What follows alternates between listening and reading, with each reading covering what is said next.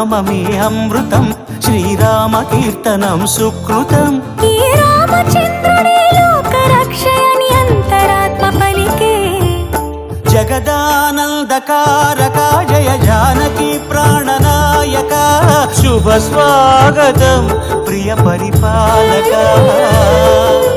జగదానందకారక జయ జానకి ప్రాణనాయక, శుభ స్వాగతం ప్రియ పరిపాలక.